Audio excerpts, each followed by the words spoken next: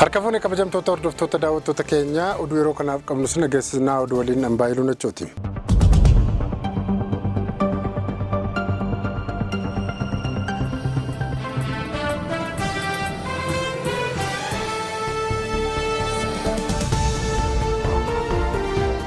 Hoogganaan paartii Izeemaa Profeesar Biraanuu Naggaa aangoo isaaniirraa kaafamaniiru. Paartiin Izeemaa yaa'ii waliigalaa tattamaa kaleessa gaggeesseera. Hoogganaan paartii haaraa filachuun Iyyoob Masaafinti bakka durataa paartichaa Profeesar Biraanuu Naggaa bakka buusuun muuduu beeksiseera. Paartichi ibsa baaseen Iyyoob Masaafinti kaadhimamaa hooggansa paartichaa wal bira qabuun sagalee caalmaadhaan injifachuu durataan Izeemaa ta'uun itti gaafatamummaa fudhateera. Akka dambiittiin bulmaata paartichaa irratti hooggantoonni filataman marsaa aangoo tokkoof kan tajaajilan kunis waggaa 5 ta'uun ibsameera. Yaa'ii kanaan alatti sanada kakuu adii jedhamuun kan duula filannoo biyyaalessaa bara 2026 qophaa'e akkasumas imaammata paartichaa fooyya'ee fi haaraa dabalamee sagalee guutuun raggaasifameera. Sanadni sun boqonnaa 10 kan qoodame yoo ta'u imaammata duraan turan 42 fi imaammata haaraa 8 dabalatee walumaa galatti filannoowwan imaammata 50 of keessaa qabaachuun ibsameera.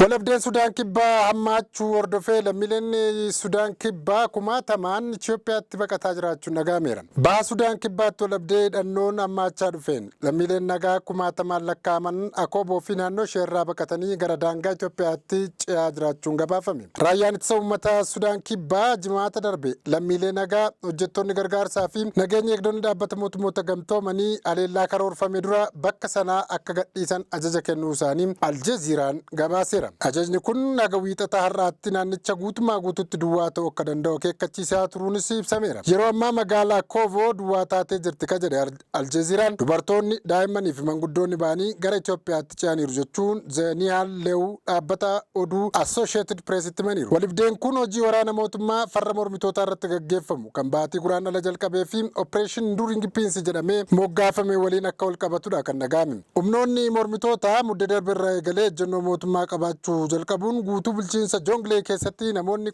280 ol buqqa'aniiru. Akkasumas Komishinii Mirgoota Namoomaa dhaabbata mootummoota gamtoomanii Sudaan Kibbaa irratti hojjetu hooggansi biyyattii rakkoo amma mudate kana ciminaan yoo hin furre gara wal waraansa guutuutti deebi'uu akka danda'udha kan yaadachiise. Balaa lolaa Keeniyaa magaalaa Naayiroobiitti mudateen yoo xiqqaate namoonni 42 ol du'uun dhaga'ame. Rooba cimaa roobee magaalaa guddoo Keeniyaa Naayiroobiitti namoonni 42 ol balaa lolaan du'uu poolisiin biyyattii beeksiseera. Rooba cimaa dheengadda jimaata gaaf darbe yoo xiqqaate namoonni 42 yoo du'an konkolaataawwan hedduun ammoo lolaadhaan fudhatamaniiru. Kanneen lolaadhaan fudhataman keessaa namoonni 30 lubbuun baraaramuu poolisiin beeksiseera. Hojjettoonni gargaarsaa fi balaa yeroo tasaa sanbata darbe namoonni lolaan fudhatamanii barbaadaa akka turanidha kan isaan himan. Pireezidaantiin Keeniyaa Wiiliyaam Saamiyoo Ruutoo ergaa miidiyaa hawaasaa isaanii irratti himaniin gaddatti dhaga'ame ibsatanii hojjettoonni yeroo balaa fi loltoonni bobba'uun hojii lubbuu baraaruu irratti akka xiyyeeffatan ajaja dabarsaniiru. Deeggarsa nyaataa kuusaa yeroo balaa biyyaalessaaf qophaa'e keessaa baastanii maatii namoota balaa lolaa sanaan miidhamaniif akka rabsitan jechuunis ajaja kennaniiru. Daandiin qilleensaa Keeniyaa sababa lolaa sanaatiin balalliin danqamuu irraa kan ka'e xiyyaaronni buufata xiyyaaraa Jamoo Keeniyaatti qubachuuf turan gara Mombaasaatti akka deebi'an dirqamaniiru.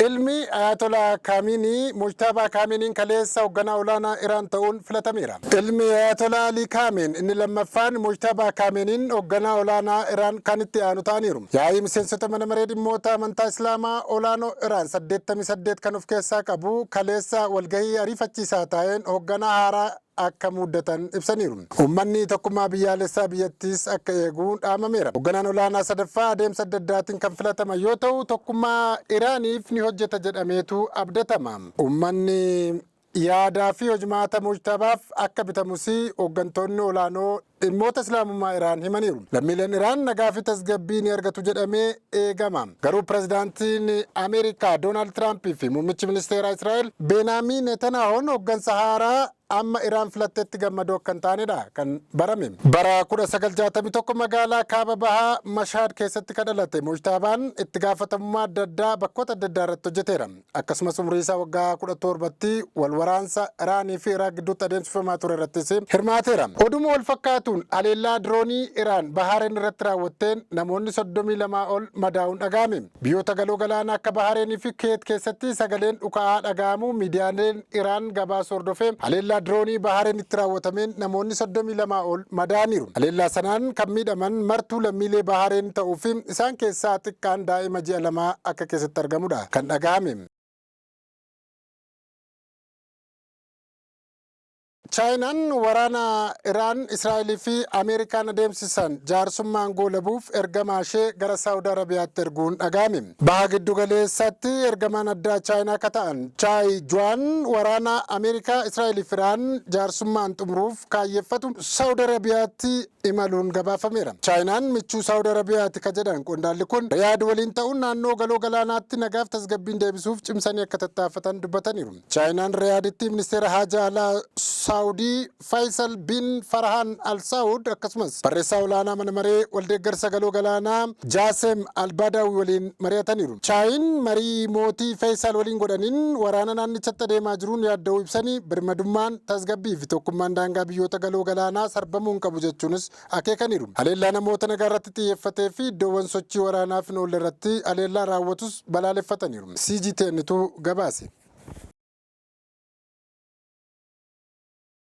Egaan kabajamtoota daawwattoota keenyaa oduu har'aaf jenne kan maangoo lamnaa waan daawwattaniif horaa bulaa jira.